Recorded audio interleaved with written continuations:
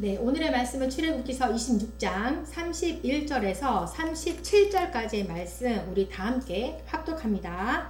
너는 청색, 자색, 홍색 실과 가느리게 꼰 배실로 짜서 휘장을 만들고 그 위에 그룹들을 정교하게 수어 놓아서 금 갈고리를 네 기둥 위에 늘어뜨리되 그 네 기둥을 조각목으로 만들고 금으로 싸서 네 은받침 위에 둘지며 그 휘장을 갈고리 아래에 늘어뜨린 후에 증거궤를 그 휘장 안에 들여 놓으라. 그 휘장이 너희를 위하여 성소와 지성소를 구분하리라.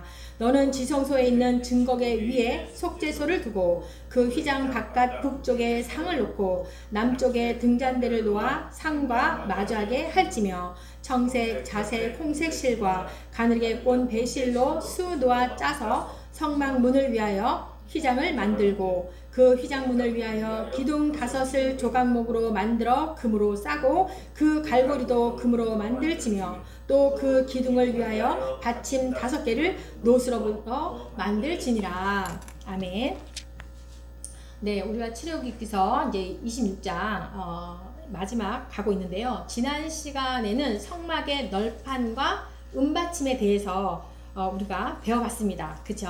성막의 널판과 은받침이 첫 번째로 우리의 신앙이 예수 그리스도의 그 받침 위에 세워져야 된다는 것을 가르치고 있는 거였어요. 은받침은 예수 그리스도라는 그 견고한 신앙의 터를 의미하고 있거든요. 그러니까 우리의 신앙의 근원, 우리의 신앙의 시작이 바로 예수 그리스도라는 그 터 위에, 즉 예수 그리스도의 그 대속하심, 은혜 위에 든든하게 세워져야 된다라는 것을 의미하고 있습니다. 그 다음에 두 번째로는 이 성막의 널판과 은받침은 성도들 간의 연합과 하나됨이 중요하다라는 것을 가르쳐주고 있는 거예요. 그렇지 않습니까? 널판이 몇 개였어요? 48개였잖아요. 서로 다 연결이 다 돼 있었잖아요.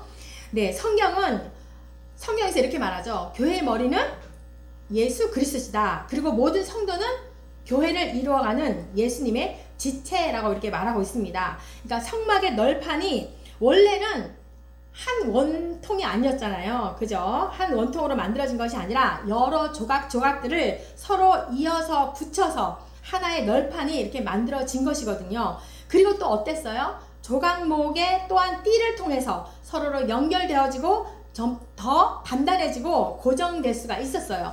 그러니까 마찬가지로 우리도 서로 각자가 분리되어져 있는 개개인의 존재였지만 예수님 안에서 성령의 피로 평안의 띠로 서로 하나 되고 연합되어져야 된다는 것이죠.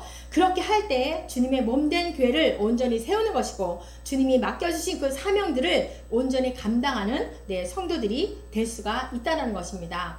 지난 시간에 그렇게 성막의 널판과 은받침에 대해서 배웠어요. 오늘은 성막의 휘장에 대해서 얘기가 나오고 있죠. 네, 성막에 사용된 휘장은요, 3가지 종류로 볼 수가 있어요. 성막을 덮는 덮개는 몇 개였어요? 4개였죠. 네, 휘장은 이 성막에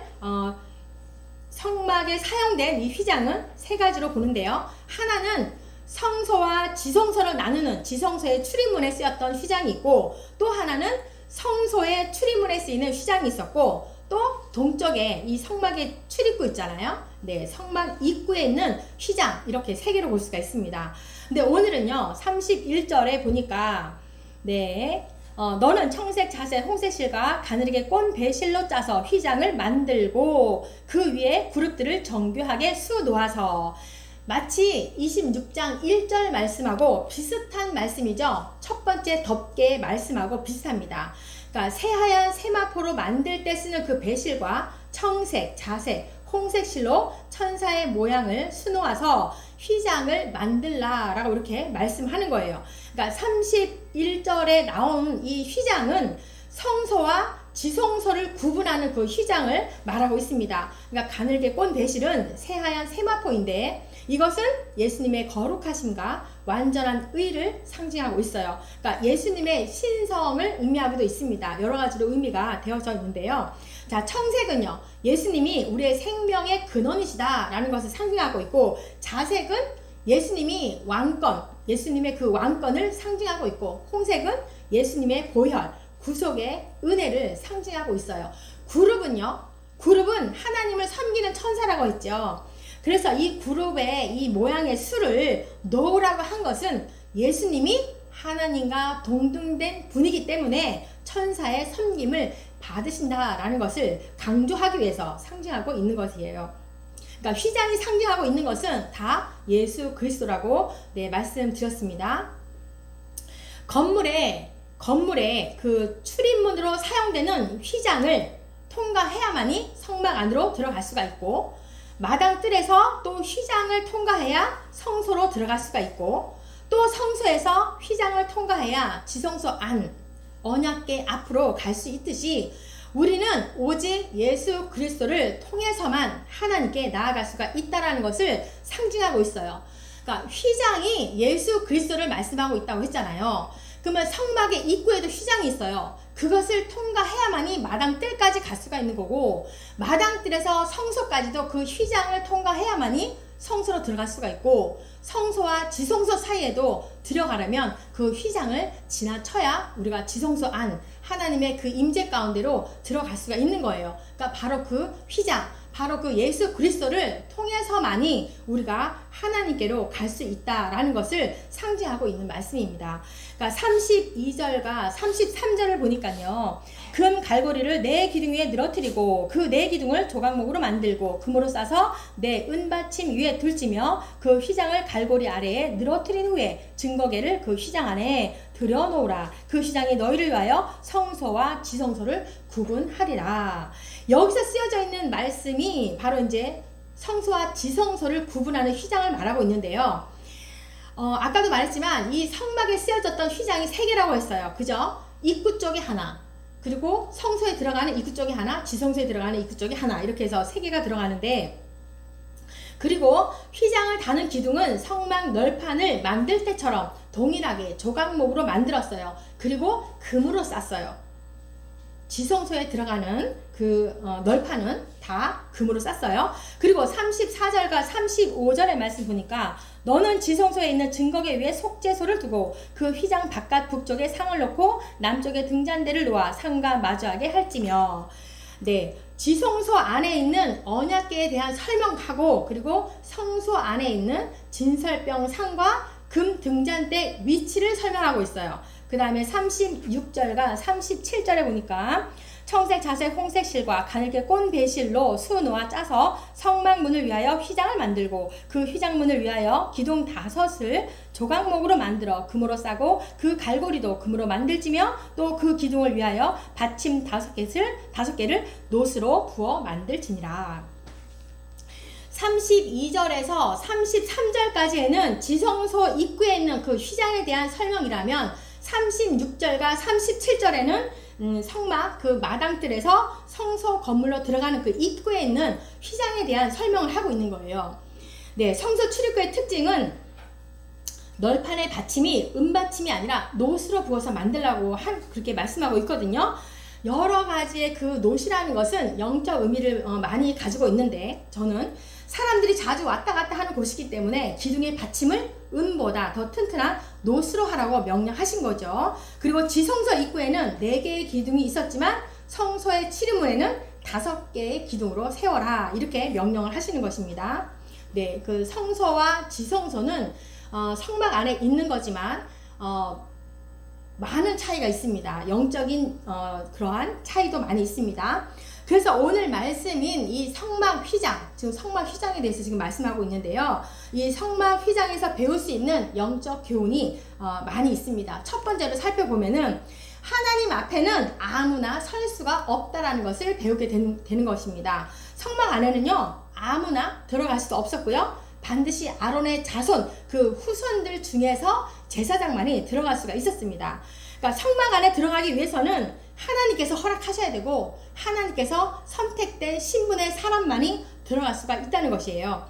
그러니까 구약에서 아론의 자손만, 그죠? 하나님이 허락한 유일한 신분이었어요. 아무리 내가 하나님의 백성이야 더 막 열정적이고 그렇다 할지라도 아무나 성막 안에 들어갈 수가 없었습니다. 그러니까 성막에 들어간다는 것은 하나님 그 면전 앞에 선다는 것을 의미하고 있는데, 구약시대에서 하나님이 허락하신 그 신분의 사람 외에는 하나님 그 면전 앞에 아무나 함부로 설 수가 없었던 거예요. 그래서 하나님은 이 성막 안에 휘장을 만들게 하신 거죠. 그러니까 제사장이 아닌 사람이 하나님 앞에 서는 것도 물론 성막 안에 들여다볼 수도 없고, 네, 그렇게 만들었다라는 거예요. 휘장을 해서. 그러니까 아무리 내가 열정이 있다고 해도, 믿음이 좋다고 해도 들어갈 수가 없다는 것이고, 결국 그 휘장이 무엇을 말하는 것입니까? 하나님과 사람 사이에 있는 벽이라는 것이지요. 네, 그렇게 말할 수가 있습니다. 그리고 두 번째로는 이 휘장에서 배울 수 있는 영적 교훈이, 두 번째로는 하나님 앞에 서기 위해서는 이 신분의 변화가 필요하겠구나. 그죠? 제사장이어야 되잖아요. 아론의 후손이어야 되잖아요. 신분의 변화가 필요하다는 거예요. 하나님 앞에 서기 위해서는. 근데 성막 안에 들어가려면 이렇게 아론의 자손들, 아론의 후손들, 아론의 가문들, 그 제사장들만이 가능했는데, 이스라엘 백성들이 아무리 하나님을 사모한다고 해도 휘장 안을 들여다 볼 수도, 들어가 볼 수도 없었다라는 거예요. 그러니까 제사장이라는 그 신분은 사람의 힘으로 바꿀 수 있는 그런 힘이 있나요? 없습니다. 내가 아무리 아론의 가문의 혈통이 되고 싶어도, 아론의 후손으로 태어나고 싶어도 불가능한 거예요. 사람의 힘으로는 될 수 없는 거죠. 그런데 어떠합니까? 신약을 사는 우리들에게 기적과 같은 일이 발생했습니다. 그쵸? 하나님 그 면전 앞에 설 수 있도록 누가요? 예수님이 우리의 혈통과 신분을 바꿔주는 역사가 일어난 것입니다. 그것을 거듭남이라고 하는데요. 거듭남이라는 것은 단순히 아론의 그 혈통으로 다시 태어나는 것을 뛰어넘어서 하나님의 혈통, 하나님의 자녀로 태어날 수 있도록 이 예수님께서 은혜의 기적을 베풀어 주신 것입니다. 구약에서는 아론 가문의 제사장들도 하나님의 그 면전 앞에 가기 위해서 여러 가지의 그 제약들이 있었어요. 그러니까 여러 가지 그 율법의 규칙들을 지키면서 성막 안으로 들어가야만 했는데, 아론의 후손인 제사장들도 성막 안에 들어가기 위해서 율법이라는 그 규례에 얽매여서 있었다는 것을 알 수가 있습니다. 그러나 우리 신약을 사는 우리 그리스도인들은 이제 아론의 후손보다 위대하시고 율법의 규례를 뛰어넘으신 예수 그리스도의 그 대속의 은혜를 덧입은 그러한 존재들이 우리가 되었다라는 것입니다. 네, 그래서 이제는 육적인 혈통이나 율법의 규례가 아닌 오직 예수 그리스도만이 하나님 앞으로 나아갈 수 있게 되었다라는 것입니다. 이제 모든 그리스도인들은 예수님 앞에서 하나님의 자녀되는 그 축복을 받은 것이죠. 네, 자녀에게는 그 율법의 법칙이 적용되는 것이 아니라 사랑과 은혜의 법칙이 적용되기 때문에 이제는 우리가 하나님 앞에 자유롭게 담대하게 나아갈 수 있게 된 것입니다. 네, 이제 하나님의 백성으로 또한 그리스도의 제자로서 하나님 앞에 나아가지만 동시에 어떠한 사람입니까? 거듭난 사람인 거예요. 거듭난 사람으로서 하나님의 자녀, 하나님의 아들과 딸로서 하나님 앞에 나아갈 수 있는 존재임을 명심하시면서 담대함으로, 감사함으로, 즐거움으로 주의 보좌 앞으로 나아갈 수 있는 저와 여러분이 되시기를 축복합니다. 네, 세 번째로는요, 이제는 모든 그리스도인들은 이제 하나님의 자녀된 특권을 누릴 수 있는 존재가 되었다라는 것을 알 수가 있습니다. 네, 오늘날 우리는요, 예수 그리스도의 그 대속의 은혜와 십자가의 공로를 우리 은혜로 말미암아서 아론의 자손이 아니더라도 내가 예수님만을 의지한다고 하면 누구든지 하나님 앞에 나아갈 수가 있습니다. 담대하게 하나님 앞에 나아가서 하나님을 예배하고 그리고 하나님께 구하고 하나님과 친밀한 교제를 누릴 수 있는 삶을 살 수가 있게 되었습니다. 네, 특히 지성소는 아론의 자손 중에서도 대제사장만이 들어갈 수가 있었습니다. 지성소라는 건 무엇입니까? 하나님이 임재하는 곳이잖아요. 그러니까 하나님 면전 앞에 가장 가까운 곳을 의미하고 있는데 하나님과 아주 친밀하고 은밀한 그 자리에까지 간다는 것을 의미하고 있습니다. 히브리서 4장 14절과 16절 말씀입니다. 그러므로 우리에게 큰 대제사장이 계시니 승천하시니 곧 하나님의 아들 예수시라. 우리가 믿는 도리를 굳게 잡을지어다. 우리에게 있는 대제사장은 우리의 연약함을 동정하지 못하실 리가 아니요 모든 일에 우리와 똑같이 시험을 받으신 이로되 죄는 없으시니라. 그러므로 우리는 긍휼하심을 받고 때를 따라 돕는 은혜를 얻기 위하여 은혜의 보좌 앞에 담대히 나아갈 것이니라. 네, 신약을 살아가는 우리들은 이제 혈통으로 아론의 자손도 아니고 대제사장의 그런 가문이 아니더라도 모두 예수님만 의지한다라고 하면 담대하게 하나님의 가장 가까운 자리 지성소 앞에 우리가 은밀한 교제를 하기 위해서 그 자리까지 우리는 들어갈 수가 있게 되었습니다. 왜입니까? 우리는 아론의 자손보다도 더 위대한 하나님의 자녀가 되었기 때문입니다. 물론 우리는 친자녀는 아닙니다. 그쵸? 예수님으로 인해서 하나님께 입양된 양자들입니다. 네, 우리나라에서는 입양야라고 하면은 별로 좋은 시선으로 안 보잖아요. 근데 이스라엘 백성들에게는 양자는요, 친자녀와 동일하게 대우를 했고요. 또 큰 차별 없이 입양아들을 사랑으로 잘 키웠습니다.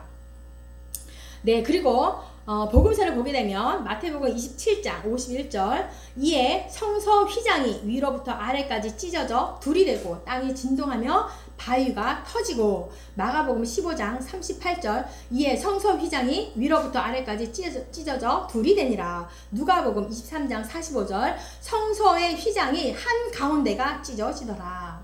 네, 이렇게 복음서에 보면은 예수님이 십자가상에서 돌아가실 때 성막의 휘장이 가운데부터 찢어지는 사건이 벌어지게 됩니다. 네, 성서의 휘장이 한가운데 그 위로부터 아래까지 찢어져 버렸다라는 거예요. 이 휘장은 지성소에 있는 휘장을 말하고 있는 거죠. 바로 찢어졌다라는 그것은 하나님과 사람 사이에 갈라 놓아져 있던 그 죄의 벽이 이제는 무너졌다라는 것을 의미하고 있는 것입니다. 네, 히브리서 10장 19절과 20절 말씀. 그러므로 형제들아 우리가 예수의 피를 힘입어 성소에 들어갈 담력을 얻었나니 그 길은 우리를 위하여 휘장 가운데로 열어놓으신 새로운 살 길이요 휘장은 곧 그의 육체니라. 네, 휘장은 바로 예수님의 육체라고 말씀하고 있습니다.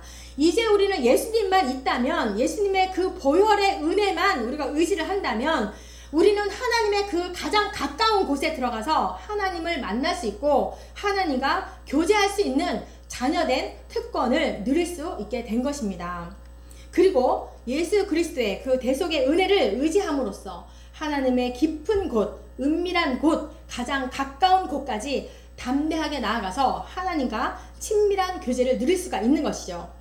그래서 하나님이 우리에게 주시는 말할 수 없는, 그렇죠? 깊은 사랑과 은혜를 체험할 수 있는 것이고 또한 경험할 수 있는 그러한 것이지요. 이러한 이제는 우리가 신약시대를 살아가는 우리, 이제는 예수 그리스도만을 의지하면서 더욱더 하나님께 담대하게 나아가는 저와 여러분이 되시기를 진정으로 축복합니다. 아멘. 하나님 아버지 감사합니다. 성막의 휘장을 통하여서 다시 한번 예수 그리스도의 은혜와 하나님의 사랑하심을 배우게 됩니다. 세상 속에 안일함에 자기 자랑에 살지 않게 하시고 창조주 하나님의 대속의 은혜를 입은 백성들로 자녀답게 살아가도록 인도하시고 예수 그리스도를 닮아서 제자로 살며 사명을 다하는 자들이 다 되게 하여 주옵소서. 감사합니다. 거룩한 주의 자녀로 살아가도록 인도하시는 예수님의 이름으로 기도합니다. 아멘.